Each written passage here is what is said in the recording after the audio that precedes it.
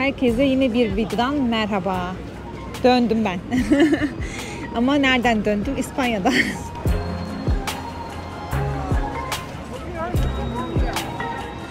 Şu an videomuzu İspanya'da açıyoruz. Barcelona'da Sagrada Familia'nın önündeyiz. Meşhur. Hava çok sıcak, aşırı sıcak ama bina bu sıcaklığı gölgeliyor diyelim yani. Bu turumuzda, bu video serimizde motosiklet yok. Turla geldik. Turla İspanya ve Endülüs nasıl? Biraz onlardan bahsedeceğiz. Çok uzun videolar oluşturmamayı planlıyoruz. Minik minik. Minik minik. Turla gezmek nasıl bir şey? Kabaca onu anlatacağız. Biz de biraz İspanya'nın tadını çıkarmaya odaklandık. Şimdilik Sagrada Familia'nın önünden açılışımızı yapmış olduk. Daha muhteşem gözüküyor. Niye bitmemiş burası? Ölmüş. Vahim bir şekilde tramvayın altında kalmış. Ölmüş. Üzücü olmuş. Bu ilk 4 kuleyi yapılmış sadece. Onun dışındakiler de artık zaten projelerin çoğu olmadığı için ve yanmış bir kısmında zaten tamamlanmamış. Yani Gaudi'nin eseri ilk 4 kule sadece. Ondan sonrası yarım o da tartışmalı. Ondan sonrası hayal gücü.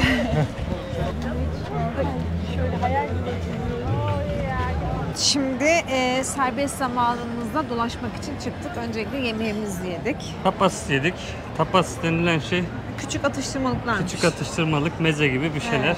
Yani böyle karışık balık tabağı söyledik. Hani biz karışık balık tabağı deyince böyle çok böyle tabak kalabalık bir şey gözünüze canlanabilir ama bunlar tapas dedikleri şey işte böyle atıştırmalık olduğu için az geldi. Biraz tadımlık gibi oluyor. Ama hani zaten çok aç değildi, karnımız yetti. Ahtapot özellikle lezzetliydi. O böyle patates sanki yatağında ahtapot gibi bir şeydi. Tatlı patates gibi bir şeydi. Beğendim, o güzeldi.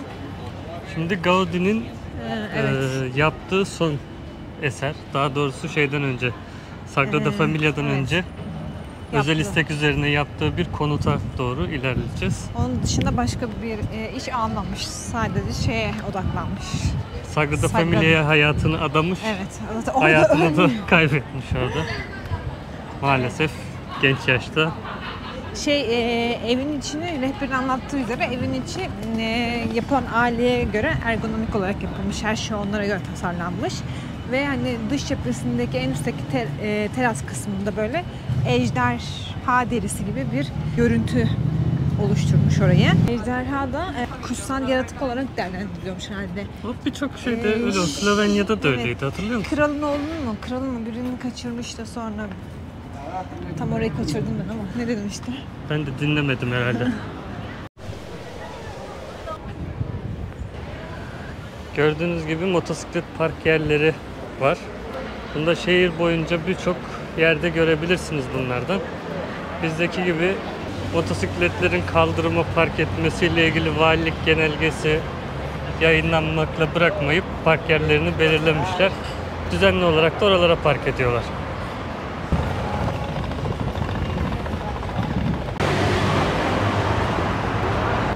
Evet, geldik evin önüne. Çok kalabalık var. Çok değişik bir tasarım gerçekten. Aşırı değişik. Burada pencereler sürgülü değilmiş. Aşağıdan yukarıya açılıyormuş.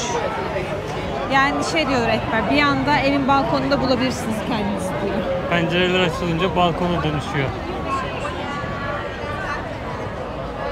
Tabi buradan şu an gözükmüyor. Çatıda da ejderha derisi gibi bir desen var.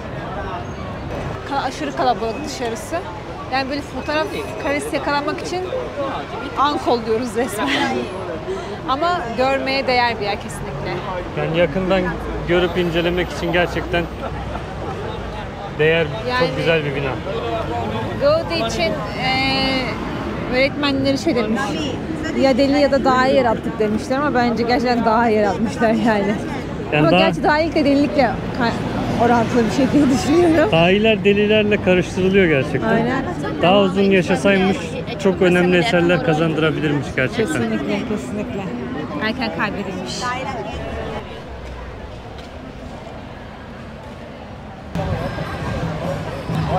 Buraya Eylül'den önce gelmeyin bence. Bence de şu an biz 7 Eylül mü şu an? 7 Eylül galiba. 6 ya da 7 Eylül. 6 ya da 7. Hava sıcak. Yani Temmuz, Ağustos'u ben düşünemiyorum burada. Çok fena olur.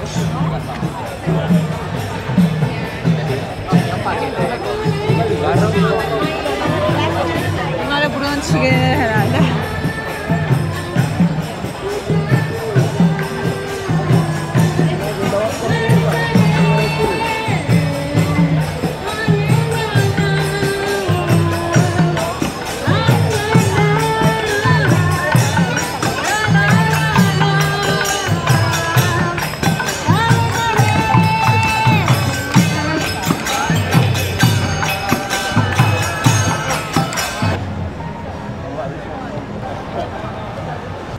Ara sokaklarda dolaşıyoruz. Ara sokak keşfi yapıyoruz. Gördüğünüz mağazalarda girip çıkıyoruz öylesine ama fiyatlara bakınca hemen hemen aynı ya. Bir farklılık yok. Ben bir New Balance baktım. Türkiye'de de aynı. Bir farklılık yok yani. Evet. Şeyde çok fark ediyor. Motosiklet ekipmanlarında bayağı fark ediyor da Valla ona da fırsatımız olmadı maalesef. turla gelmenin zararı. İşte. Kesinlikle.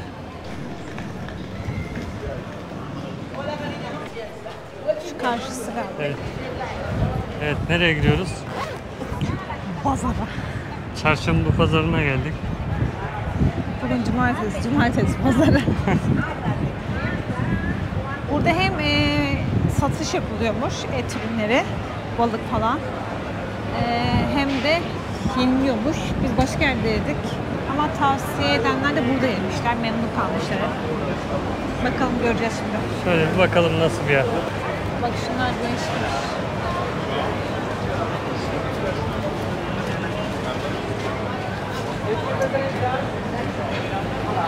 Bunlar 5 euro. Bunlar 5 euro. Bunlar 7 euro.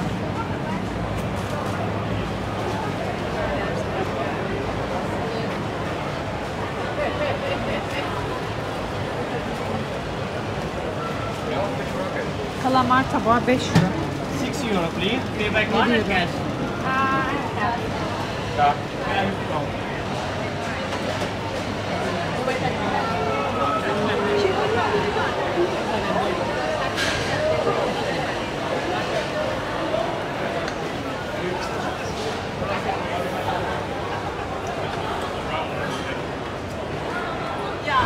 Pazarın dış cepherinde de şu şekilde oturacak yerler var.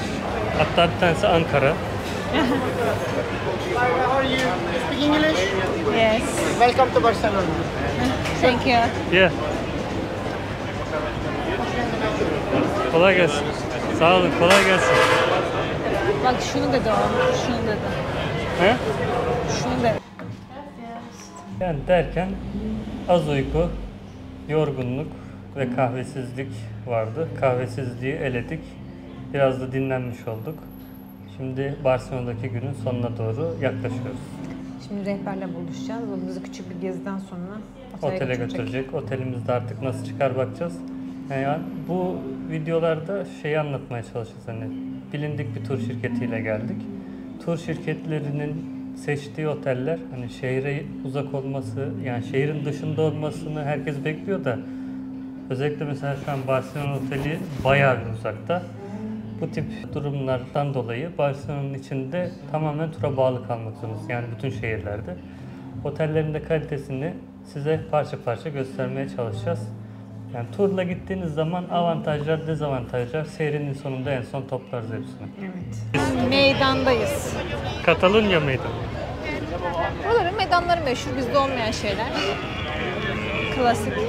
Yalnız buranın geniş caddelerine bayıldım. Şurada bir şeyler satıyorlar herhalde. Bir oralara bakalım. Hadi Pazar bakalım. yeri gibi bir şeyler var. Bir de magnet fiyatları bir yere tutmuyor. Buraya gelecekseniz eğer birazcık araştırıp da bakın. Biz 1 euroya magnet aldık.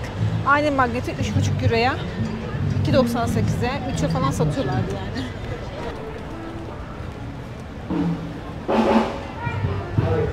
Festival varmış. Yakalandık festival.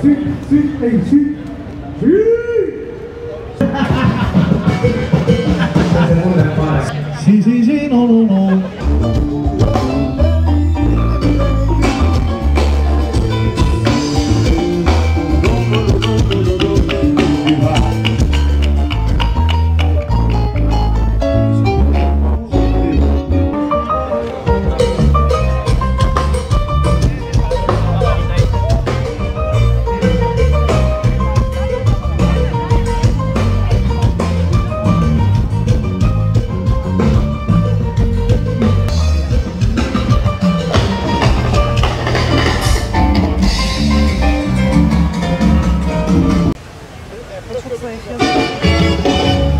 Hasta galiba. Stevie, la marca Tam non è moda gireceğiz Evet, devam ettim lan. Azıcık oynayayım şurada kurtlarındaki. ses ayarı yapıyorlar. Sound check.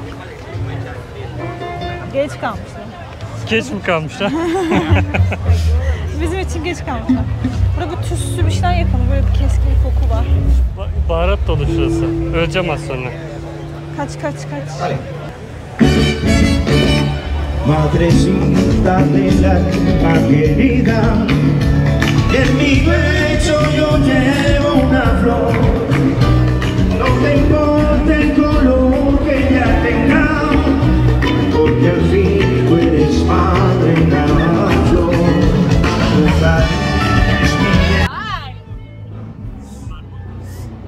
İspanyolların Katalanlar için özellikle eğlenceli diyorlar hep. Ha bu arada İspanya'da 4 farklı dil konuşuluyormuş. 17 tane de özel bölge varmış. Katalanya bu bölge aslında kendi özelliklerini ilan etmek istemiş. Ama bir iç karışıklığa sebep olmuş Bağımsızlığını falan. hatta. Evet, bağımsızlığını ilan etmek istemiş. Ama engel olmuşlar. Anladığım kadarıyla. Yine misafirler. Tam karşımıza gördüğünüz bu iki kapı bizlere orijinal olarak Roma döneminden kalma şehre giriş kapısı, şehrin idari ve askeri bölgesine giriş kapısı olarak kullanılan yerler şeklinde karşımıza çıkıyor. Burada biraz da böyle ikinci el, antik ürünler falan karışık satılıyor herhalde. Öyle bir pazar yeri kurmuşlar.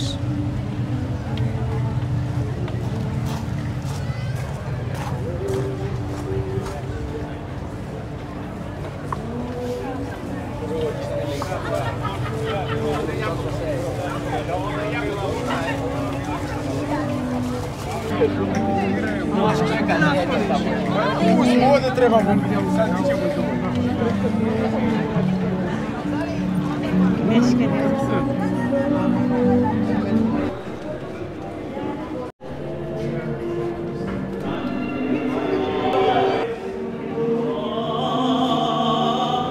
Ellerinde bulunan bütün arşivleri tek bir yerde toplamak istiyorlar. O arşiv binası da hemen bizim solumuzda bulunan Aragon Arşivleri binası.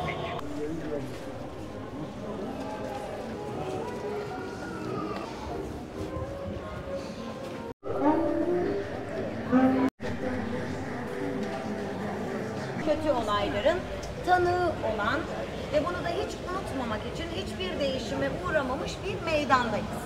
Nedir? Ne demek istiyorum? Ne dedik? 36-39 yılları arasında bir savaş. Gerçekten de nereye şehir kurulmuş, gelen medeniyet onun üzerine katedralini, camisini, bazilikasını yerleştirmiş. İşte burayı da idari alan olarak Romalılar seçti. Şu an yine bir meydandayız. Gotik mahalleymiş burası. Evet. Güzel, burası daha güzelmiş. Evet, Beğendim. yürümek için, yürüyerek aralı sokaklarında kaybolmak için gerçekten çok güzel. Şu karşıda aslan bayrakları gösterdi rehber. Katalanya. Buradan çok iyi gözüktüğünü zannetmiyorum ama şurada bir İspanya, bir Katalanya bayrağı var. Bir de onun karşıda lacivert üçgenin üstüne yıldızlı bir bayrak daha var. O da kendi bağımsızlığını ilan etmek için öyle bir bayrak kullanıyorlarmış. Bir anlamı yok. Kendi bayrakları yani. Evet. Yorucu bir gün oldu. Evet, yorulduk. Artık saat daha 7 olmasına rağmen yavaş yavaş otele geçeceğiz. Otelde sözde Barcelona'da. Görüşürüz.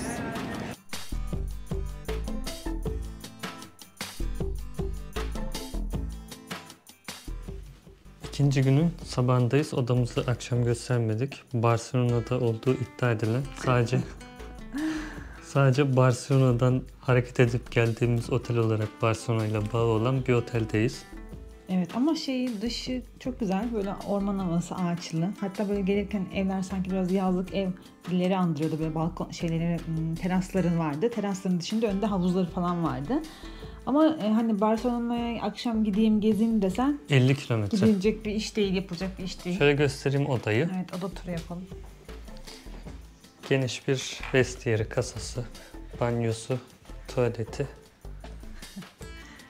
Büyük bir televizyon, boy aynası, klasik buzdolabı, masası. Oldukça da geniş bir alanı var. Yani oda ferah. Bize verilen odanın baktığı yer otopark tarafı. Şöyle.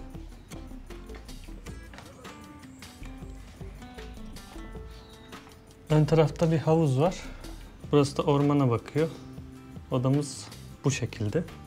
Güzel. Temiz yani. Temiz. Yani turların otelleriyle ilgili beklentimiz turdan önce uzak olmasıyla ilgili vardı tabii ki. Ona alıştık artık zaten. Bu kadarını beklemiyordum ama Evet, bu kadar değildi ama yapacak bir şey yok. Ne Evet. yapalım? Temiz en azından. O ikna etti bizi. Tatmin etti. şimdi Öyle diyelim. bugün de Girona bölgesine gideceğiz. Bakalım. Görüşürüz.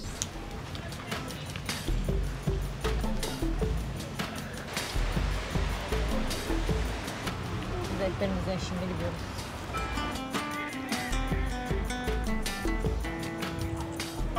Girona'dayız. Evet. Burasına nereye anımsattı?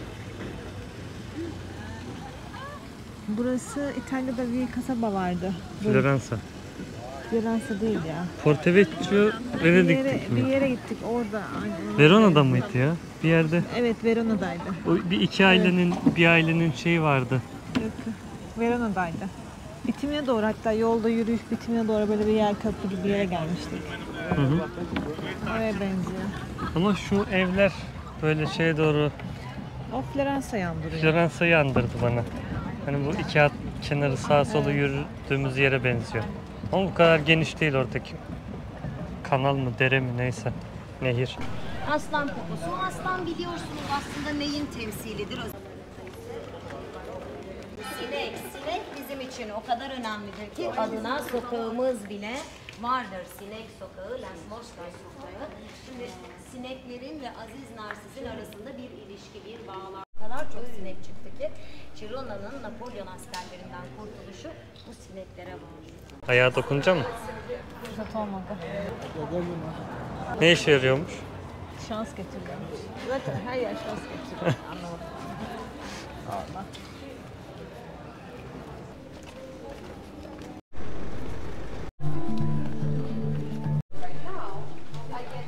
Girona Katedrali'ne karar kılınıyor ve Girona'daki katedraldeyiz. Çember çapı Avrupa'daki en büyük çember çapına sahip katedralmiş herhalde. Game of Thrones'un birkaç sahnesi, 5. sezonun son bölümüyle 6. sezonun ilk bölümü burada çekilmiş. O hangisi oluyor? Şeyin Ben onu anımsayamadım. Arya'nın dilendiği falan filan dedi ama o şeyim diye gezilen yer mi acaba bu? Şöyle kapısına doğru gidelim. Heykelleri yakından görelim en azından.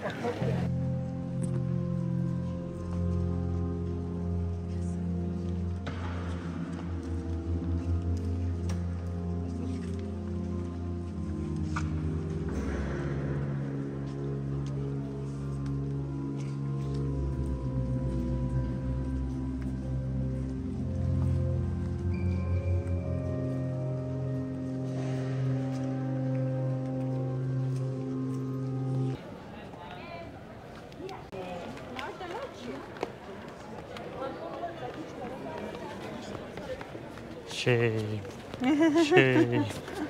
Burası mı ama o işte?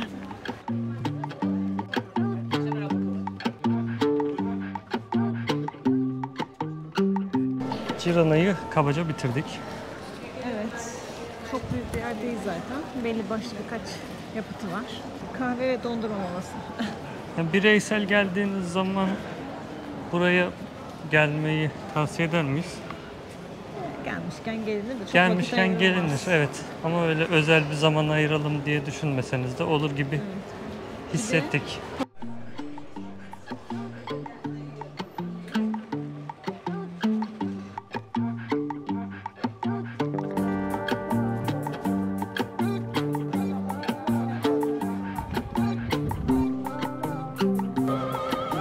tekneye göre neredeyiz?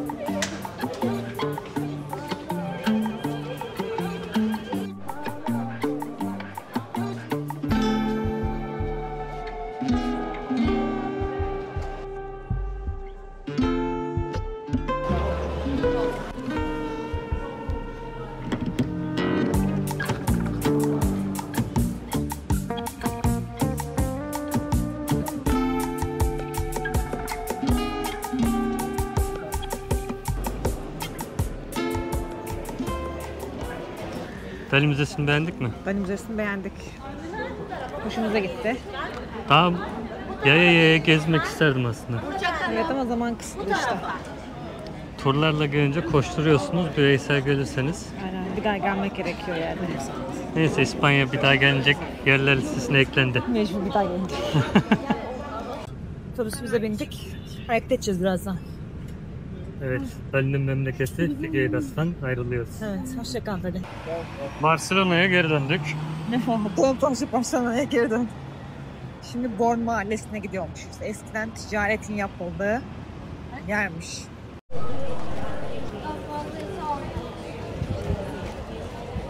Bu katedral Hristiyanlar için de oldukça önemli bir katedral. Hatta hakkında daha fazla bir şey öğrenmek isterseniz Netflix'e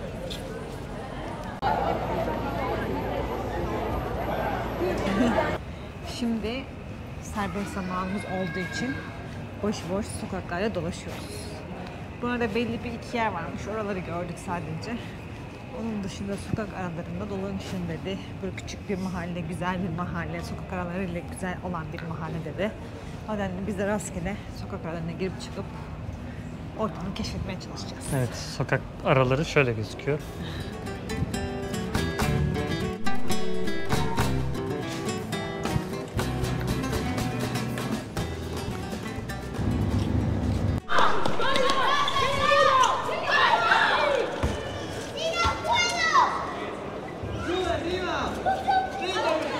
Şimdi sahili göstereceğiz. Hazır mıyız?